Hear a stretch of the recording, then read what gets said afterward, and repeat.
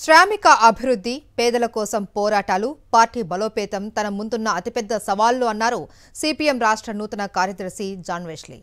వామపక్ష భావజాలాలు ఉన్న వ్యక్తులను, ఉద్యమాలను అణిచివేయడం ఎవరితరం కాదు అన్నారు.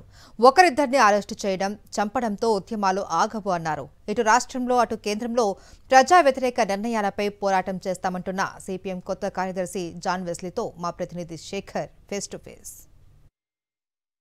తెలుగు రాష్ట్రాల్లో వామపక్ష పార్టీలను మర్చిపోతున్నటువంటి చర్చ జరుగుతున్న నేపథ్యంలో తెలంగాణ రాష్ట్ర సిపిఎం రాష్ట్ర కార్యదర్శిగా జాన్ వెస్లీ ఛార్జ్ తీసుకున్నారు. సార్, ఏంటి మీ దగ్గర ఉన్నటువంటి సవాళ్ళు ఎట్లా ఉన్నాయి? మాకు ఈ రాష్ట్రంలో కాంగ్రెస్ ప్రభుత్వం పార్టీ అధికారంలోకి వచ్చినప్పుడు ఇచ్చిన వాగ్దానాలు అమలు చేయకపోవడం వల్ల ఆ సమస్యల పరిష్కారం కోసం పోరాటం అనేది ఒక ముఖ్యమైన అంశంగా ఉంది. అట్లాగే రైతులు, కూలీలు, ఉపాధి కూలీల సమస్యలు, వాటి సంబంధించిన అంశాల మీద కూడా మాకు సంబంధించిన పార్టీ ఆ పోరాటాలను కొనసాగించడం అనేది కీలకంగా ఉంది. అట్లాగే రెండోది, సామాజిక తరగతులకు జరుగుతున్న అణిచివేత, అన్యాయాలు, ఆర్థిక సౌకర్యాలు కల్పించకపోవడం, ఈ విషయాలు కూడా ఉన్నాయి.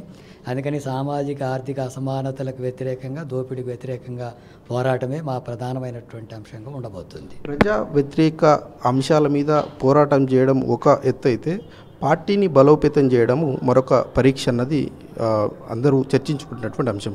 ఇంటర్నల్గా ఉన్నటువంటి రాజకీయాలను మీరు ఎట్లా సెట్ చేస్తారు? ఎందుకంటే సిపిఎం పార్టీలో ఇంటర్నల్ రాజకీయాల వల్లనే చాలా నష్టపోయింది. ముఖ్యంగా ఈ రీసెంట్గా జరిగినటువంటి ఎన్నికల్లో కూడా కనీసం ఒక్క ఎమ్మెల్యే స్థానం కూడా గెలుచుకోలేదన్నటువంటి విమర్శ పార్టీలో ఉంది.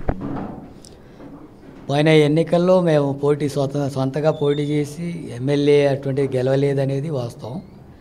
కానీ కమ్యూనిస్టు పార్టీలు ఎప్పుడైనా ఓట్లు, సీట్లు వీటి మీదనే, ఎమ్మెల్యే పదవుల మీదనే ఆధారపడి అవి పెరగడమో తరగడమో లెక్కేసుకోవడానికి వీల్లేదు.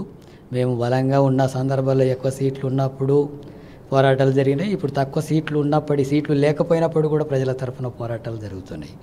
అందుకని అది మాకు కమ్యూనిస్టులకు క్రైటీరియా కాదు. అదే సందర్భంలో మేము ఇతరుల బలంతో బలాన్ని పెంచుకోవడం అనే కంటే కూడా మా సొంత బలాన్ని పెంచుకోవడం, సొంతగా బలపడి ప్రజాపునాది పెంచుకోవడం కోసం మేము ఇప్పుడు ఈ సందర్భంగా ప్రత్యేకమైన కృషి చేస్తాం.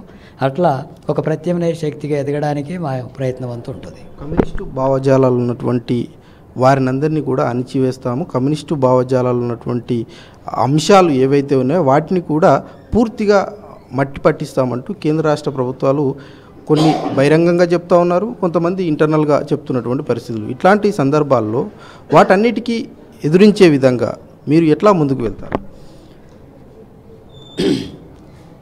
ఈ కమ్యూనిస్టు భావజాలాన్ని అది నిర్బంధంతోనో అణిచివేతతోనో అణిచివేస్తే ఆగిపోయేది కాదు. అది ఈ సమాజంలో వేల సంవత్సరాలుగా సామాజిక అణిచివేతకు, కులం పేరుతో దోపిడీ చేయడం, అణిచివేత కొనసాగుతున్నటువంటి దాంట్లో నుంచి దానికి తిరుగుబాటుగా వస్తున్నటువంటి ఉద్యమం. అది కేవలం కేసులు, నిర్బంధాల వల్ల ఆగదు.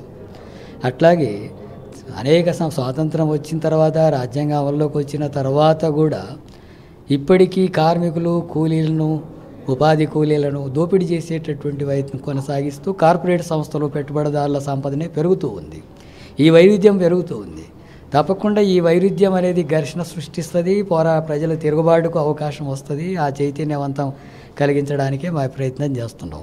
అలాంటి ఆర్థిక దోపిడీకి వ్యతిరేకంగా జరిగే పోరాటం కూడా నిర్బంధాల వల్లనో, కేసుల వల్లనో, లేకపోతే కొంతమంది హత్యలు చేయడం వల్లనో ఆగిపోదు. కమ్యూనిస్టు భావజాలం అట్లా ఆగిపోదు. ప్రపంచ చరిత్ర అంతా చూస్తే అదే కనబడుతుంది. అందుకే తిరుగుబాటు వస్తుంది. తప్పకుండా ప్రజలు చైతన్యవంతమై తాము ఈ దోపిడీ నుంచి విముక్తి కావడానికి కావాల్సినటువంటి ప్రయత్నం చేస్తారు. ప్రజా వ్యతిరేక నిర్ణయాల మీద పోరాటం చేస్తాము, అట్లాగే పార్టీని బలోపేతం చేస్తామంటూ జాన్ వెస్లీ చెప్తా ఉన్నారు. వీడియో జర్నలిస్టు శ్రీనివాస్, శేఖర్, సాక్షి టీవీ, హైదరాబాద్.